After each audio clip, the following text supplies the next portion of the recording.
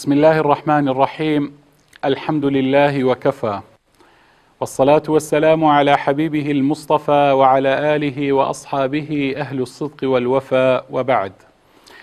بینەرانی بەڕێز و خۆشەویست، سڵاو و ڕەحمەت و میهرەبانی خوای پەروەردگار برژە بەسەر هەموو لایەک. خۆشحاڵ و بەختەوەرم کەوا ئەم جارەشیان لە ئەڵقەیەکی نوێی بەرنامەی تیشێک بە خزمەتی ئێوەی بەڕێز و خۆشەویست و زێدە ئازیز شادەبمەوە. خۆشەویستان، بەڕێزان، ئەم جارەشیان وەکو ئەڵقەکانی ڕابردوو کە چەند ئەڵقەیەکە تیشێک دەخەینە سەر لایەنی پەروەردەیی جگەرگۆشەکانمان. وعدەمان دابوو لە چەند ئەڵقەیەکی یەک لە دوای یەک تیشێک بخەینە سەر پەروەردەی منداڵان. خۆشەویستان، ئەم جارەشیان لەگەڵ پەروەردەکارانی بەڕێز و خۆشەویست، لەگەڵ دایکان و باوکان گەشت و گوزەرمان بەردەوام دەبێتن بەسەر بەناو گوڵ و گوڵزاری پەپولەکان. دەچینە باخچەی منداڵی و ئەم جارەشیان چەند گوڵێک دەچنین. ئازیزان و خۆشەویستان، دایکان و باوکانی بەڕێز، پەروەردەکاران، بەبیرمان بێتن هەموو منداڵێک، هەموو جگەرگۆشەیەک کاتێک کە لەدایک دەبێتن لەسەر فیترەت لەدایک دەبێتن. ئینسان کاتێک کە لەدایک بوو لەسەر فیترەت و پاچی لەدایک دەبێتن و خوای پەروەردگار وای دروست دەکاتن کەوا لەسەر ئیستیقامەت و لەسەر بەردەوامی بیتن، واتە لەسەر ئەو فیترەتە بەردەوام بێتن، وەکو خوای پەروەردگار دەفەرمێ: فأقم وجهك للدين حنيفا فطرة الله التي فطر الناس عليها لا تبديل لخلق الله ذلك الدين القيم ولكن أكثر الناس لا يعلمون. واتخواي پروردگار دەفەرمێتن ئەی مرۆڤ، بانجی مرۆڤەکان دەکاتن خوای پەروەردگار، بانجی ئینسانەکان دەکات، دەفەرمێتن ئەی ئینسان، بە دڵێکی پاک و بێگەردەوە هەوڵدا ڕووبکەرە خوای پەروەردگار. و هەروەها پاشان دەفەرمێت یعنی ئەملا و ئەملا مەکە ئەی ئینسان، پاشان دەفەرمێتن خەڵچینە ئێوەش پابەندی ئەو نەخشەیە بن، فطرة الله التي فطر الناس عليها، پابەندی ئەو نەخشە و ڕێگایە بن کە خوای گەورە ئێوەی لەسەر دروست کردووە.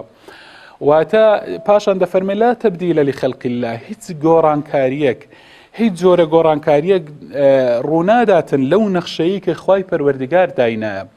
ذلك الدين القيم، أما راست الرقاو، أما ديني راست ودروست، ولكن أكثر الناس لا يعلمون. بلان بداخل وزوربي خلشي نازانا.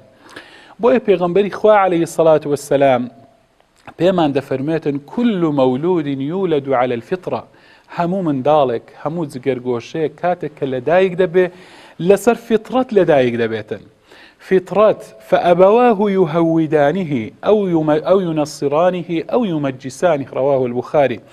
دفرميتن إنزا بابو دايتشي من دالكا ديكنا جولكا، يعني ديكنا نصراني ياخد ديكنا مجوسي وآقر برست.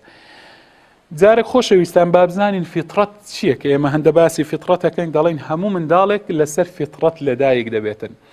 فیترەت خۆشەویستان بریتیە لە باوەڕبوون بەخوای پەروەردگار. باوەڕت بەخوا هەبێ، دان بە پەروەردگاریەتی پەروەردگار دابێنی، و هەروەها مەیل و حەزی چاکەکردنت هەبێ و لە خراپەکاری دوور بکەیەوە. ئەو فیترەتە. ئینجا هەموو مرۆڤێک، هەموو ئینسانێک، هەموو منداڵێک، هەموو جگەرگۆشەیە کاتێک لەدایک دەبێتن لەسەر ئەو فیترەتە لەدایک دەبێتن. باوەڕی بەخوایە، دان بە پەروەردگارەتی پەروەردگار دادەینی، حەزی لە چاکێ و ڕقی لە خراپەیە. خوای پەروەردگار لەسەر ئەمە دروستی ئەکا و ئەسڵ وایە ئینسان لەسەر ئەمە بەردەوام بێتن. ئینجا ئەمە بەڕاستی لە فەرمودەی پێغەمبەر عەلەیهی سڵات وسەلام ئاماژەیەکی زۆر ڕوون و ئاشکرای تێدایە کە بۆ کاریگەری پەروەردەی منداڵ، کاریگەری خێزانی، کاریگەری کۆمەڵایەتی لەسەر منداڵ. لە فەرمودەکە جوان دیارە، واتە ئینسان لەسەر باوەڕبوون بەخوا لەدایک دەبێت و باوەڕی بەخوا و بە پەروەردگارەتی خوا و حەزی چاکە و ڕق لێبوونەوە لە خراپەیە. بەڵام چێ ئەم کاریگەریانەی تێدەکات و لەم ڕاستە شەقامە لای دەداتن؟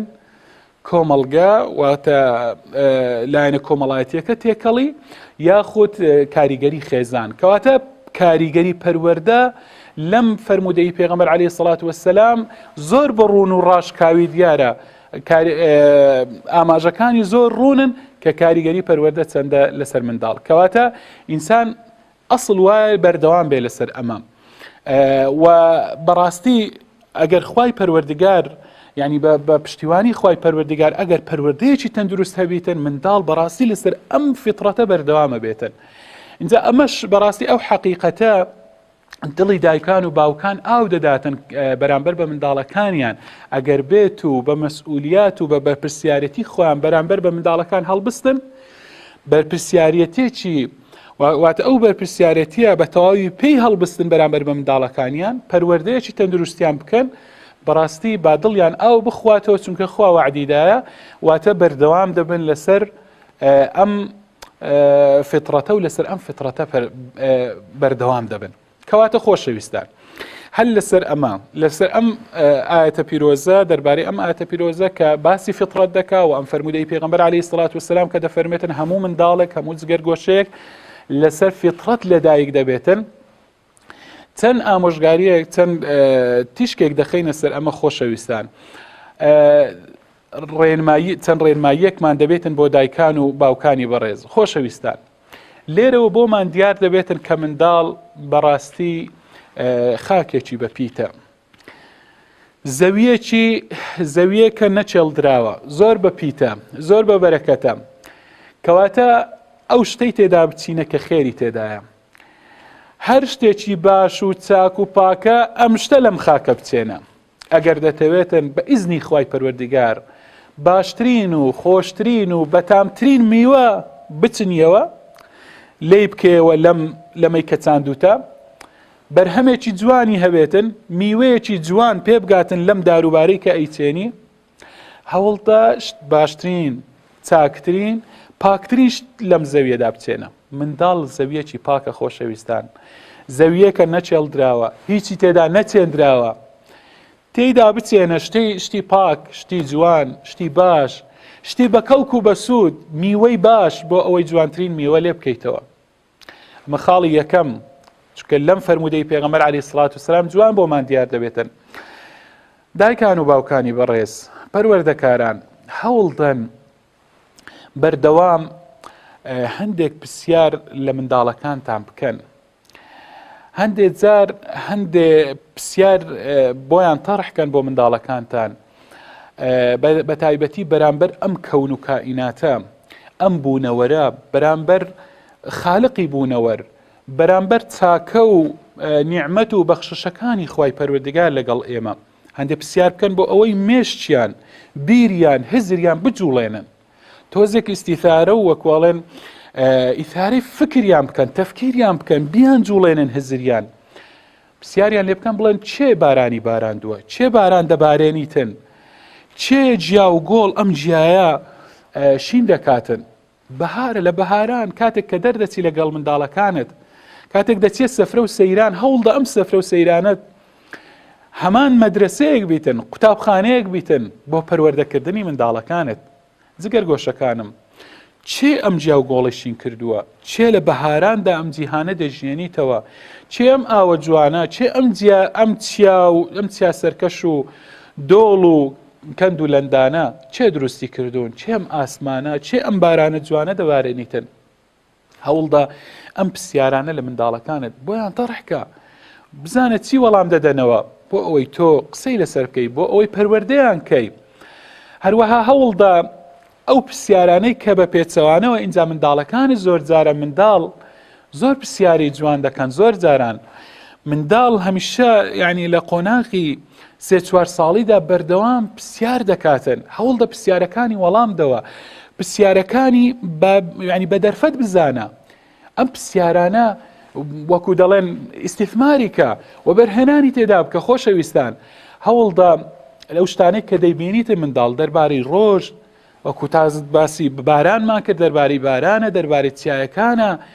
یعنی هەر پرسیارێک کە دەکات دەربارەی ئەم شتانە تۆ هەوڵدە ئەمانە بە دەرفەت بزانە بۆ ئەوەی زۆر بیر لە خالقی بکاتەوە بۆ ئەوەی زۆر بیر لە پەروەردگاری بکاتەوە جارێکی تر بۆی باس بکە کە چێ ئەمانەی دروست کردووە کە ینی خوای پەروەردگاری پێ بناسینە هەوڵدە خۆشەویستی خوای پەروەردگار لە دڵی منداڵەکەت لە دڵی جگەر گۆشەکەت بچێنە خۆشەویستان هەوڵدەن لە ناو خێزاندا لە ماڵەوەدا ژینگەیەکی ساڵح، ژینگەیەکی ئیمانی پاک بۆ منداڵەکانتان فراهەم بێنن. هەوڵدەن با منداڵەکانتان لە ماڵدا غەیری چاکە، غەیری شتی باش با نەبینن، با غەیری وشەی جوان و قسەی جوان و هەر شتێکی پاک نەبێتن با نەیبیستن. واتە ماڵەوە با بیتە ژینگەیەک تەنها بۆ بینینی شتی جوان، شتی باش، شتی خەیر، هەروەها گوێەکانیان غەیری چاکە و شتی پاک نەبیستن. با هەمیشە ماڵەوە وابێتن کە منداڵەکان دەربارەی شتی خراپ گوێەکانیان کەڕ بێتن، شتی خراپ بە هیچ شێوەیەک لە ماڵەوە نەبیستن. تر ئەگەر ئەوامان کرد، ئەگەر ماڵەوەمان ئاوا بوو، واتە تەلەڤیزیۆنەکانمان هەمیشە لەسەر شتی چاک بوون و تەنها منداڵەکان شتی باشیان بینی، هەمیشە کەناڵی باش بوون و هەمیشە شتی باشیان بیست، لە دایکان و باوکانەوە هەمیشە وشەی جوانیان بیست، وشەی خراپ بەدەمی دایکان و باوکانەوە نەهات، کردداری دایکان و باوکان هەمیشە کردداری جوان بوون. ئیدی منداڵ چۆن پەروەردە دەبێتن؟ كل مولود يولد على الفطرة فأبواه يهودانه أو ينصرانه أو يمجسانه. بردوام دەبێ لەسەر ئەو فطرەتە. ئەگەر هاتوو دایک و باوک ئەمە هەڵسو کەوتیان بێتن، بێگومان بە کە منداڵەکانیش منداڵ چ ببینیتن، وەکو گوتمان زەویەکی نەچێڵدراوە، چ ببینیت هەر ئەمەی لێشین دەبێتن. واتە تۆ چی لێ بچینی ئەمە دەدووریەوە. کەواتە بە هەوڵدەین خۆشەویستان ئەم ژینگەی ماڵەوەمان گرنگجێکی تایبەتی پێ بدەین. هەروەها ئەوەمان لە یاد بێتن کە منداڵ خۆشەویستان بە ژینگەی دەرەوە، جگە لە ماڵەوە لە دەرەوە منداڵان کاریگەریان لەسرە. واتە تۆ ئەگەر ژینگەی ماڵەوەشت پاک و چاک بێتن، بەڵام دەبێ ئاگامان لێبی کۆمەڵە هۆکارێکی تر لە دەرەوەی ماڵەوە، لە دەرەوەی خێزان هەیە، کاریگەری لەسەر منداڵ هەیە.